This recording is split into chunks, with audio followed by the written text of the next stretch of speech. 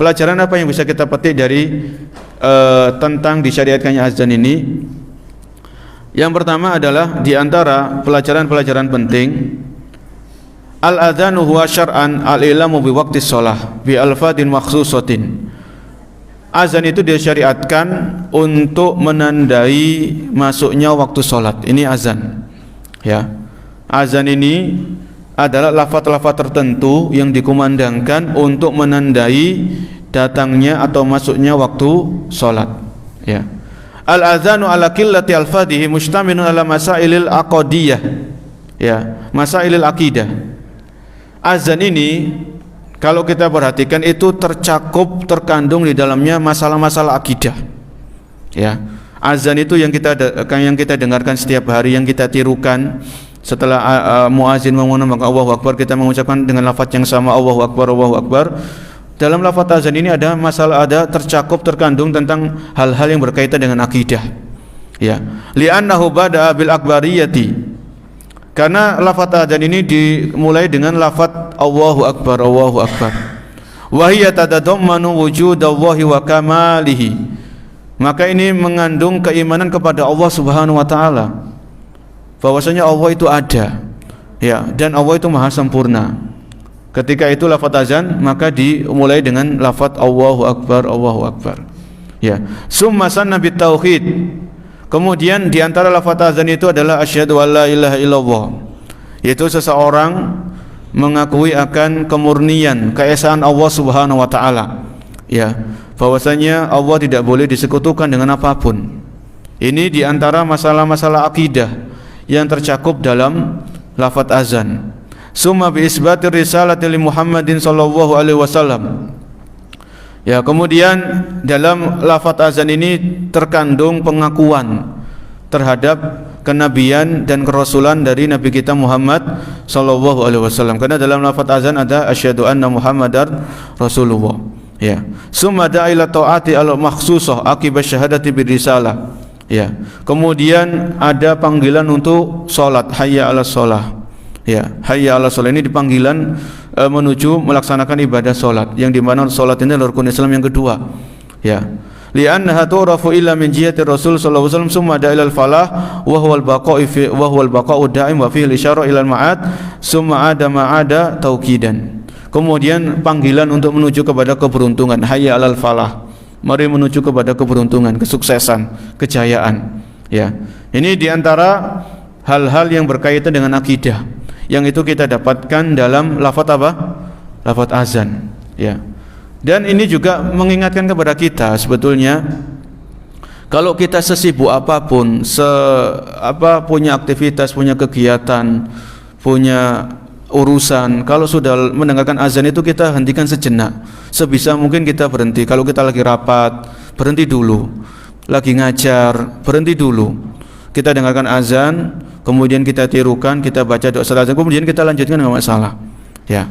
Karena ini bahkan ada kisah yang terkenal yang dimana kisah ini disampaikan oleh Syekh Abdul Razak hafizahullah taala. Ketika itu Syekh Abdul Aziz bin Baz, Syekh bin Baz itu ditelepon sama orang. Telepon nanya masalah agama, minta fatwa kayak gitulah. Zaman kita minta fatwa. Nah, waktu itu ketika Syekh bin Baz ini ditelepon sama orang, ini minta fatwa, ini penting ini. Ini bukan masalah gurau bercanda, tapi masalah penting, minta fatwa. Nah, waktu itu berpas-pasan dengan azan berkumandang. Akhirnya Syekh bin Baz ini minta izin, nanti saya mau menjawab azan dulu, nanti setelah azan saya akan jawab pertanyaanmu, kayak gitu. Ini bagaimana dahulu para ulama ini sangat memperhatikan masalah azan. Jadi berhenti dulu, kita dengarkan azan, kita simak, kita jawab, kita baca doa, setelah itu kita lanjutkan. Bahkan kalau memang tidak ada sesuatu yang sangat-sangat penting, setelah azan itu kita sudah siap-siap untuk melaksanakan ibadah sholat. Bukan malah nunggu, masih lama qomatnya, kan gitu ya, masih santai dulu. Ya tidak seperti itu. Ya kalau sebisa mungkin sudah azan itu aktivitas-aktivitas duniawi itu berhenti para jamaah. Berhenti. Kalau memang tidak sangat urgen itu hentikan. Sebagaimana penuturan dari Aisyah radhiyallahu anha. Aisyah ini pernah ditanya sama beberapa sahabat, bagaimana sih Nabi kalau di rumah itu? Ya, Nabi itu apa? Para sahabat bertanya kepada Aisyah, Apa yang dilakukan, apa yang dikerjakan sama Nabi kalau di rumah sallallahu alaihi wasallam. Aisyah mengatakan radhiyallahu anha, Nabi itu kalau di rumah ya, beliau membantu pekerjaan istri-istri beliau. Ya, membantu, ya apa yang bisa dibantu sama Nabi. Faida hadara waktu sholati kharaja ila shalah.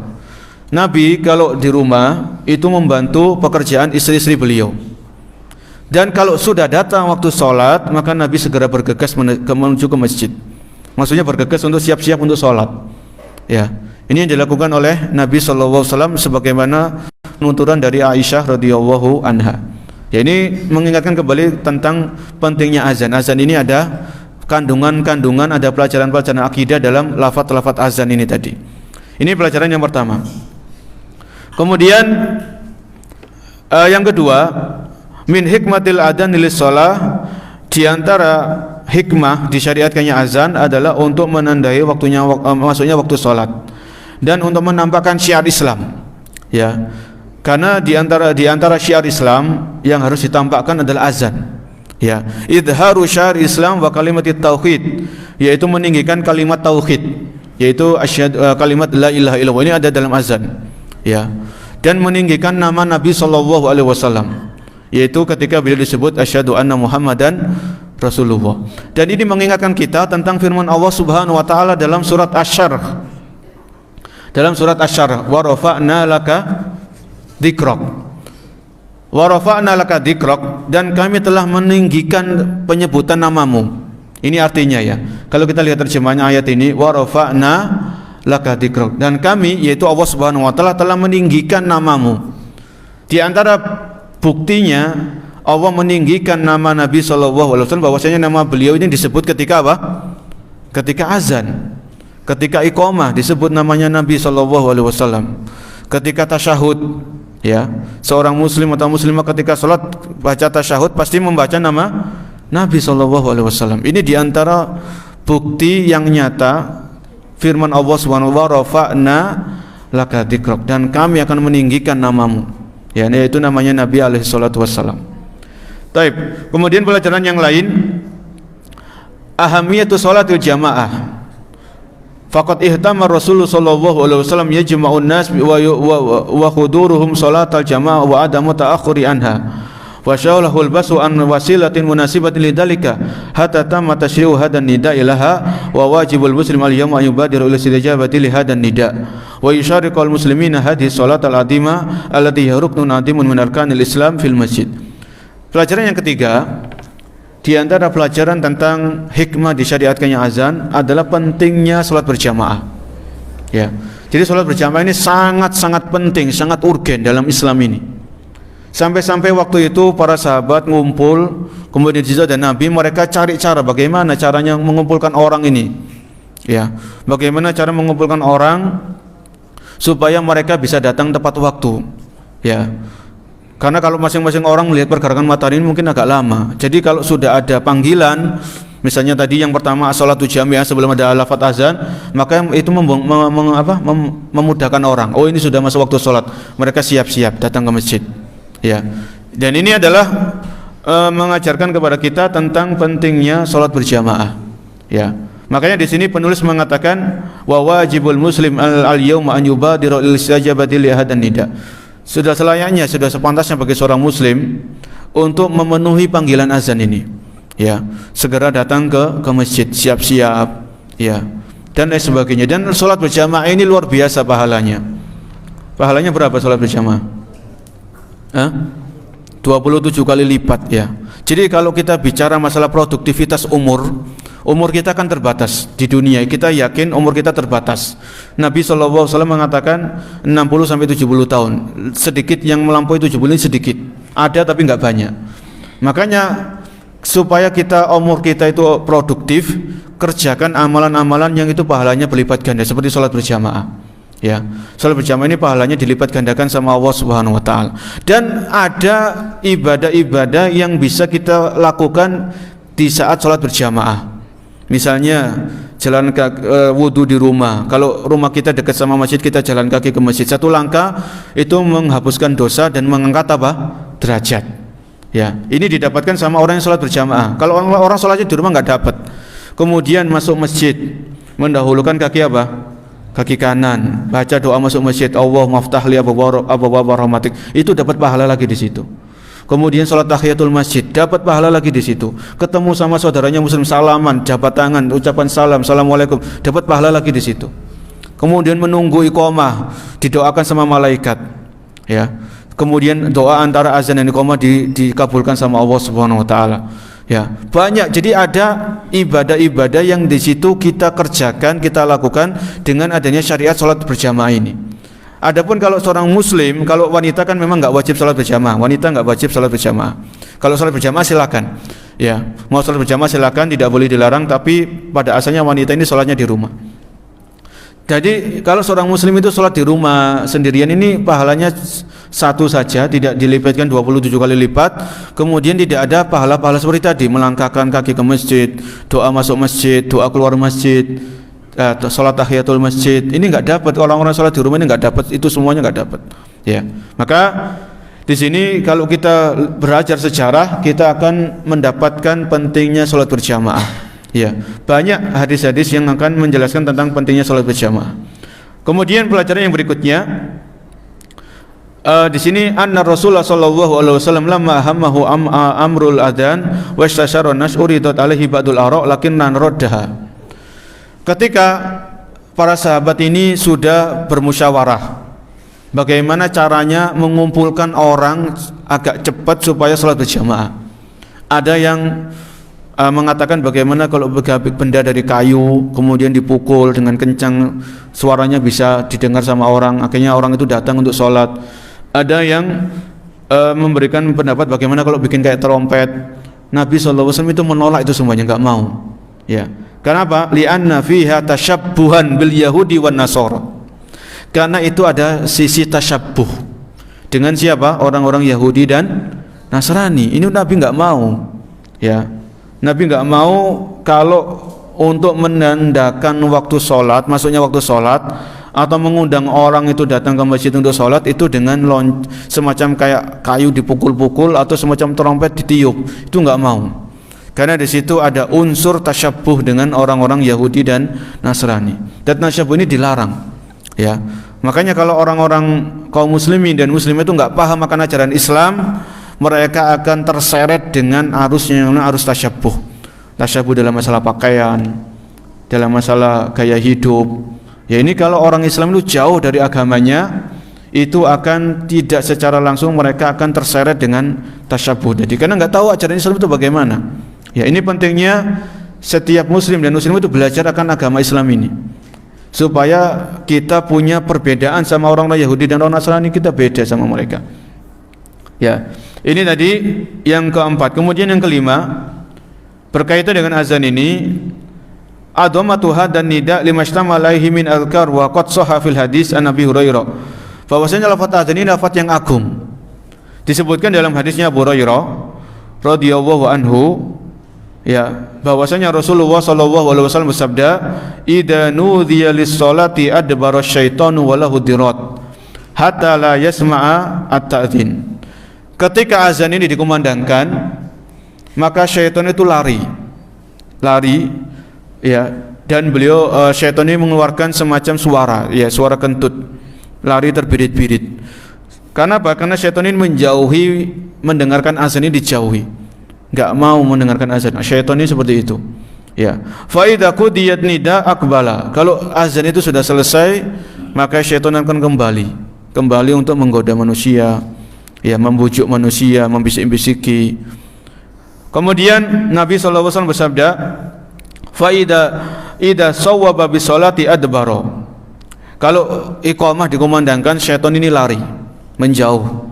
Ya, hatta idza qudiyat taswib aqbala. Kalau iqamah sudah selesai, maka syaitan akan kembali. Ya, hatta yakhdura bainal mar'i wa nafsihi. Sampai syaitan ini menggoda salatnya seseorang, digoda. Ya. Ulkur kada, ingatlah ini, kuncimu tadi di mana? Kamu belum mengerjakan tugas, kamu belum bayar utang ini. Diingatkan sama syaitan ini. Ya, ketika seorang itu apa? Salat.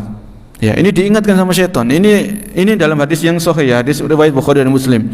Ya. Kalau selesai iqamah, ini syaitan ini kembali. Syaitan ini kembali untuk membisikkan kita mengingat urusan-urusan dunia, pokoknya yang enggak ada hubungannya sama salat. Yang enggak ada hubungannya sama salat. Hatta idza qudiya at-taswib aqbala hatta yakhturu bainal mar'i wa nafsi. Sampai syaitan itu menggoda salatnya orang. Ya, lima lam lakum yadhkur hatta yadulla rajul la yadri kam salat. Sampai orang itu kadang lupa berapa rakaat salat yang dia kerjakan, kan gitu ya. Ya. Jadi kalau orang misalnya ketiduran, akhirnya enggak datang ke masjid untuk salat berjamaah, dia salat sendirian di rumah, katakanlah salat isya atau salat asar, maka orang itu terkadang lupa dia berapa rakaat kalau dia salat, kan gitu ya. Kalau salat sendirian itu kayak gitu, tapi kalau salatnya bareng sama imam kan enak. Ya. Ini menunjukkan tentang pentingnya atau kedudukan tinggi yang dimiliki sama azan dan iqamah. Sampai syaitan itu lari, ya, menjauhi suara azan dan iqamah, dan syaitan itu akan kembali menggoda manusia ketika iqamah itu selesai dikumandangkan. Ya. Maka dalam hal ini kita harus tahu diri, ya. Dalam artian tahu diri itu kalau sudah azan, kalau tidak ada aktivitas yang urgen, tinggalkan aktivitas duniawi. Kita memenuhi panggilan undangan tadi, hayya 'alas shalah, kita penuhi undangannya, ya. Karena apa? Karena kalau kita datang duluan, insya Allah kita juga mendapatkan kesempatan untuk sholat di shaf pertama, kan gitu ya. Shaf pertama ini juga ada keutamanya para jamaah. Shaf pertama itu ada keutamaan tersendiri dibandingkan dengan shaf-shaf yang lain. Nabi SAW bersabda, khairu sufufir rijali awwaluha. Sebaik-baik shaf bagi laki-laki itu shaf yang paling depan. Wa khairu sufufin nisa akhiruha. Dan sebaik-baik shaf bagi wanita itu yang paling belakang. Jadi kalau laki-laki datang duluan ke masjid, maka pilih shaf yang paling depan. Kalau wanita, dia tidak diwajibkan sholat berjamaah, tapi seandainya wanita muslimah ini datang ke masjid sholat berjamaah, maka dia kalau datang duluan pilih shaf yang paling belakang. Ini petunjuk Nabi SAW. Jadi sebaik-baik shaf bagi laki-laki itu yang paling depan, sebaik-baik shaf bagi wanita itu yang paling belakang. Ya, ini ada di sholat berjamaah. Shaf paling depan ini adanya dalam sholat berjamaah. Kalau sholat sendirian nggak ada. Sholat sendirian nggak ada. Kemudian juga kalau kita sudah tahu dari hadis ini bahwasanya syaitan itu senantiasa membisikkan kita, mengingatkan kita tentang urusan-urusan dunia ketika kita sholat, maka di sini kita penting untuk memahami bacaan-bacaan ketika kita sholat. Al-Fatihah itu apa maknanya, artinya bagaimana, kandungannya apa, supaya apa? Supaya ketika kita sholat itu, kalau kita jadi makmum, kita merenungkan bacanya imam. Ya, kalau kita sholat sendiri, sholat sunnah sendiri, maka ketika baca Al-Fatihah itu lisan kita membaca, pikiran kita memikirkan maknanya. Maka di sini kita hendaknya seorang muslim dan muslimah itu punya waktu untuk belajar tafsir Al-Fatihah. Kalau perlu diulang-ulang. Ada kajian tafsir Al-Fatihah di sini, ikut kajian. Ada kajian tafsir Al-Fatihah di sana, ikut lagi. Ya. Jadi ada tafsir Al-Fatihah, misalnya tafsirnya Ibnu Katsir, ada tafsirnya Syekh As-Sa'di, ada tafsirnya Al-Imam Al-Baghawi, ada tafsirnya Al-Qurtubi, ada tafsirnya At-Tabari. Itu banyak tafsir-tafsirnya ulama Ahlus Sunnah yang membahas tentang Al-Fatihah. Itu kita kalau mampu bahasa Arab kita baca. Tapi yang belum mampu bahasa Arab mungkin baca terjemah, ya, atau ikut kajian-kajian tafsir. Ini apa? Supaya membantu kita untuk khusyuk. Ya, jadi sholat itu yang dipikirkan ya sholatnya, bukan urusan-urusan duniawi. Ya, kan kita sholat yang kita baca takbiratul ihram itu apa? Allahu Akbar, Allah Maha Besar. Jadi urusan-urusan duniawi itu kecil di hadapan Allah, itu nggak ada apa-apanya berjamaah. Mau kita mikirin kerjaan, mau mikirin bisnis, mau mikirin anak, mikirin keluarga, itu semuanya kecil di hadapan Allah, itu nggak ada apa-apanya. Allah dengan sangat mudah memudahkan urusan kita semuanya. Ya, ini kalau kita perhatikan dari tadi bahwasanya syaitan itu senantiasa menghadiri ketika kita sholat, kita dibisik-bisiki, kita dibuat ingat ini, kan itu dan lain sebagainya. Dan juga Nabi SAW mengingatkan kita, pernah suatu saat Nabi itu didatangi sama orang. Ya, sama salah seorang sahabat. Sahabat ini minta nasihat, ya Rasulullah, berikanlah aku nasihat, tapi nasihat yang ringkas. Ya, nasihat yang ringkas. Di antara isi nasihat itu apa? Idza qumta ila sholati fasholli sholatan muwaddi. Kalau engkau datang untuk sholat, kalau engkau mengerjakan sholat, maka sholatlah seperti sholatnya orang yang akan berpisah. Ya, jadi kalau orang itu sholat, kemudian dia menghadirkan dalam benaknya, jangan-jangan ini sholat saya yang terakhir, habis ini saya akan meninggal misalnya, maka bisa dipastikan orang ini akan sholatnya itu sholat yang paling khusyuk. Bahkan ketika takbiratul ihram itu dia nangis, kan bisa jadi seperti itu ya, karena dia yakin jangan-jangan ini sholat saya yang terakhir. Nanti saya misalnya duhur, mungkin nanti saya asar belum bisa sholat asar karena saya sudah mati misalnya, saya sudah meninggal dunia. Ini sabda Nabi SAW, idza qumta ila sholati fasholli sholata muwaddi. Kalau engkau berdiri mengerjakan sholat, maka anggaplah itu sholatmu yang terakhir, sholat perpisahan. Ya, kamu akan meninggalkan dunia ini. Maka dengan hal seperti ini, orang itu akan menjadikan sholatnya itu sholat yang paling khusyuk, paling berkesan, paling bermakna, karena dia akan meninggalkan dunia ini.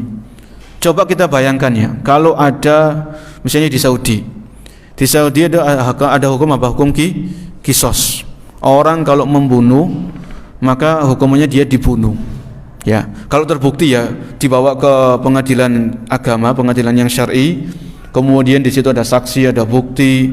Ya, kemudian terbukti orang ini bersalah, dia membunuh secara sengaja, akhirnya orang ini akan divonis dengan kisos, dia harus dibunuh. Ditentukan tanggalnya, tanggal sekian, jam sekian. Akhirnya orang ini ketika hukum kisos ini sudah tiba masanya, kemudian sebelum dikisos dia sholat, itu bisa dikatakan sholat terakhir baginya, kan gitu. Karena dia tahu dia akan mati, habis ini saya dikisos, habis ini saya akan dihukum kisos. Ini sholat ini bagi orang seperti ini keadaannya, itu bisa dikatakan sebelum dia dijatuhkan kisos, maka orang ini sholatnya sholat yang terakhir dan dia akan paling khusyuk ketika sholatnya. Ya, ini tadi diantara hikmah disyariatkannya azan, bahwasanya azan ini lafadznya lafadz yang agung dan syaitan pun lari ketika azan itu berkumandang. Kemudian berikutnya, di antara hikmah yang bisa kita petik ketika terjadinya ada syariat azan, warada fi fadlil adzan hadis Rasulullah sallallahu alaihi wasallam alladzi rawahu Abu Hurairah radhiyallahu anhu qala Rasulullah sallallahu alaihi wasallam al muadzinu yughfaru lahu madha sautihi wa yashhadu lahu kullu radbin wa yabis. Ini keutamaan bagi muadzin. Keutamaan bagi muadzin, Nabi sallallahu alaihi wasallam bersabda, al muadzinu yughfaru lahu madha sautih. Muadzin itu akan diampuni dosanya oleh Allah Subhanahu wa taala sepanjang suaranya itu terdengar. Ya. Jadi kalau orang azan di masjid ini sampai berapa meter itu terdengar, disitulah Allah akan memberikan ampunan. Wa yashhadu lahu kullu radbin wa yabis. Dan setiap makhluk Allah Subhanahu wa taala, makhluk ciptaan Allah, baik makhluk yang bernyawa ataupun benda mati, itu akan menjadi saksi bagi muadzin ini di hari kiamat. Batu-batu, kemudian apa, itu semuanya akan menjadi saksi bagi muadzin ini di hari kiamat. Ini keutamaan yang besar yang dijanjikan oleh Nabi SAW bagi orang-orang yang mendapatkan amanah untuk mengumandangkan azan. Ya, ini tadi hal-hal yang berkaitan dengan disyariatkannya azan, yaitu disyariatkan di tahun pertama ketika Nabi hijrah ke kota Madinah.